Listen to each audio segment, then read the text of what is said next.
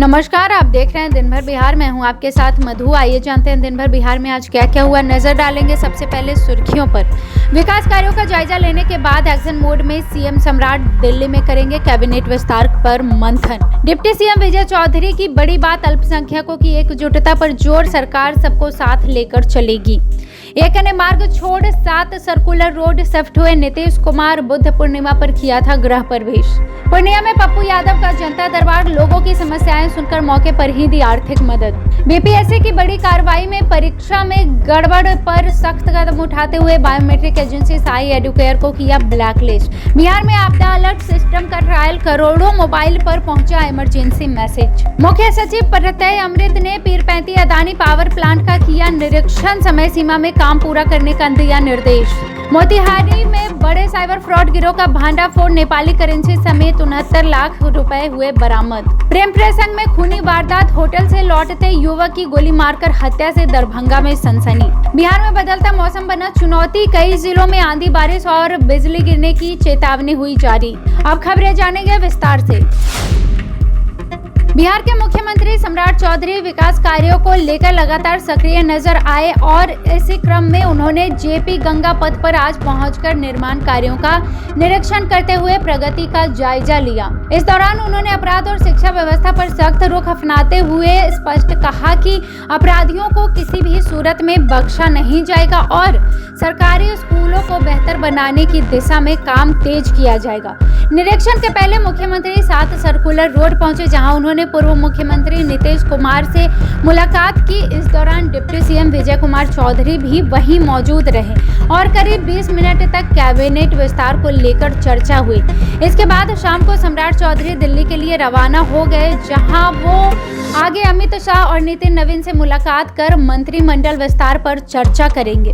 वहीं जदयू के संजय झा पहले से दिल्ली में मौजूद हैं, जिससे सियासी हलचल और तेज हो गई है।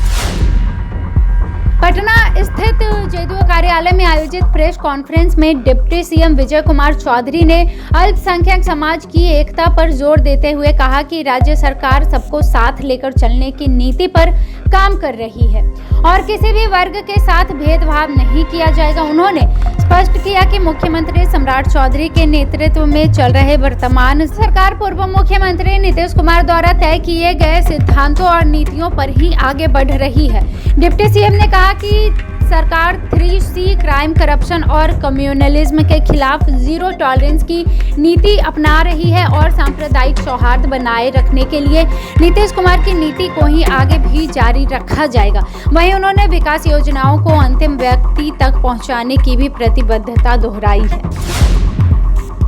पूर्व मुख्यमंत्री और राज्यसभा सांसद नीतीश कुमार ने एक मने मार्ग स्थित अपना सरकारी आवास छोड़ते हुए अब 7 सर्कुलर रोड में नया ठिकाना बना लिया है उन्होंने, जहां वे अपने बेटे निशांत कुमार के साथ शिफ्ट हो गए हैं। इससे पहले शुक्रवार को बुद्ध पूर्णिमा के अवसर पर उन्होंने नए आवास में विधिवत पूजा अर्चना कर गृह प्रवेश किया था, जिसमें बौद्ध भिक्षुओं और विशेष रूप से आमंत्रित किया गया था। उन्हें पूजा के बाद वे अस्थायी रूप से एक अन्य मार्ग लौट गए थे, लेकिन अब आधिकारिक रूप से नए पते पर आ गए हैं। इसी बीच आज सुबह वे डिप्टी सीएम विजेंद्र यादव के आवास पर भी पहुंचे, जहां करीब 10 मिनट तक मुलाकात हुई। इस पूरे घटनाक्रम को राजनीतिक हलचल से जोड़कर देखा जा रहा है। पूर्णिया से निर्दलीय सांसद पप्पू यादव एक बार फिर जनता के बीच सक्रिय नजर आए हैं, जहां उन्होंने अपने लोकसभा क्षेत्र में जनता दरबार लगाकर लोगों की समस्याएं सुनी। इस दौरान बड़ी संख्या में लोग अपनी अपनी परेशानी लेकर वहां पहुंचे। किसी को भी बेटी की शादी करानी थी और उसके लिए उन्हें मदद चाहिए था, तो किसी को श्राद्ध जैसे कार्यों के लिए सहायता चाहिए थी। पप्पू यादव ने सभी की बातों को ध्यान से सुनी और मौके पर ही आर्थिक मदद भी की। कई लोगों को नगद राशि देकर राहत पहुंचाई गई। खास बात यह रही कि जनता दरबार में आई महिलाओं ने भी अपनी समस्याएं खुलकर रखी। इस पहल से लोगों में संतोष देखने को मिल रहा है और अधिकतर फरियादी मदद पाकर संतुष्ट होकर घर लौटे। बिहार लोक सेवा आयोग ने सहायक शिक्षा विकास पदाधिकारी प्रतियोगिता परीक्षा के दौरान सामने आई अनियमितताओं पर बड़ी कार्रवाई करते हुए साई एडुकेयर प्राइवेट लिमिटेड को ब्लैकलिस्ट कर दिया है। आयोग के अनुसार मुंगेर, नालंदा, समस्तीपुर सहित कई जिलों में आयोजित परीक्षा के दौरान बायोमेट्रिक सेवा प्रदाता एजेंसी की मिलीभगत से गड़बड़ी की कोशिशों की शिकायतें मिली थी, जिसके बाद एजेंसी से स्पष्टीकरण मांगा गया था, लेकिन जांच में आरोप प्रथम दृष्टया सही पाए गए हैं और कंपनी का जवाब असंतोषजनक रहा। इस आधार पर आयोग ने सख्त कदम उठाते हुए एजेंसी को प्रतिबंधित कर दिया है। साथ ही अनुबंध की शर्तों के अनुसार कंपनी द्वारा जमा बैंक गारंटी की राशि भी जब्त करने का निर्णय लिया गया है।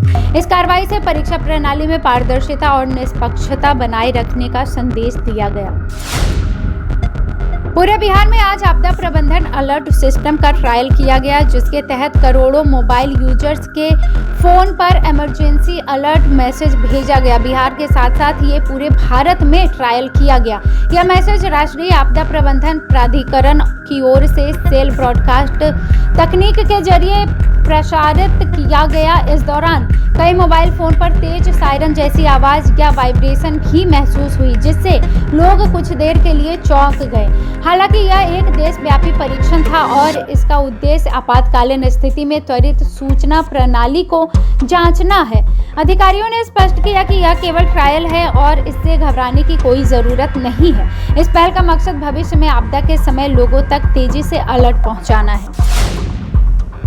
बिहार के मुख्य सचिव प्रत्यय अमृत ने भागलपुर के पीर 35 स्थित निर्माणाधीन अदानी पावर प्लांट का दौरा कर परियोजना की प्रगति का जायजा लिया है। इस दौरान उन्होंने परियोजना प्रबंधन टीम के साथ बैठक कर निर्माण कार्यों में तेजी लाने और तय समय सीमा के बीच इसे पूरा करने के निर्देश भी दिए। साथ ही विभिन्न विभागों के बेहतर समन्वय और आवश्यक सरकारी सहयोग उपलब्ध कराने पर भी जोर दिया है। उन्होंने अधिकारियों से परियोजना की वर्तमान स्थिति, आगामी कार्य योजना और संभावित चुनौतियों की विस्तृत जानकारी ली। मौके पर मौजूद जिलाधिकारी डॉक्टर नवल किशोर ने कहा कि राज्य सरकार बिजली की कमी दूर करने को लेकर गंभीर है और यह परियोजना समय पर पूरी होना बेहद जरूरी है। उन्होंने बताया कि इससे न केवल बिजली आपूर्ति बेहतर होगी, बल्कि क्षेत्र में रोजगार और औद्योगिक विकास को भी बढ़ावा मिलेगा। बिहार के मोतिहारी जिले में पुलिस ने एक बड़े साइबर फ्रॉड गिरोह का खुलासा करते हुए करीब 69 लाख रुपए नगद बरामद किए हैं, जिसमें 13 लाख रुपए नेपाली करेंसी और 56 लाख भारतीय मुद्रा शामिल है। छापेमारी के दौरान नोट गिनने की मशीन, बैंक दस्तावेज और कई मोबाइल फोन भी जब्त किए गए। साइबर डीएसपी अभिनव पराशर ने बताया कि सीमावर्ती क्षेत्रों में पहले से ही विशेष निगरानी रखी जा रही थी और इसी दौरान संदिग्ध गतिविधियों की सूचना मिलने पर कार्रवाई की गई। ढाका पुलिस के साथ मिलकर कई ठिकानों पर छापेमारी की, जहां से यह बड़ी बरामदगी हुई है। फिलहाल पुलिस पूरे नेटवर्क की जांच में जुटी है और अन्य आरोपियों की तलाश भी जारी है। दरभंगा में प्रेम प्रसंग एक बार फिर खून खराबे की वजह बन गया, जहां लहेरियासराय थाना क्षेत्र के बिघो मोहल्ले में शनिवार सुबह एक युवक का शव मिलने से इलाके में सनसनी फैल गई। मृतक की पहचान एपीएम थाना क्षेत्र के सिरनिया गांव निवासी मोहम्मद अरमान के रूप में हुई है, जो शुक्रवार शाम अपनी प्रेमिका के साथ एक होटल गया था और वहां से निकलने के बाद कुछ युवकों ने उसका पीछा कर नाका 6 के पास पकड़ लिया उसे, जहां उसके साथ मारपीट की गई और बाद में गोली मारकर उसकी हत्या कर दी गई। इस दौरान उसने अपने घर वालों से ऑनलाइन 2000 रुपए भी मंगवाए थे, लेकिन इसके बाद उसका मोबाइल नंबर बंद हो गया।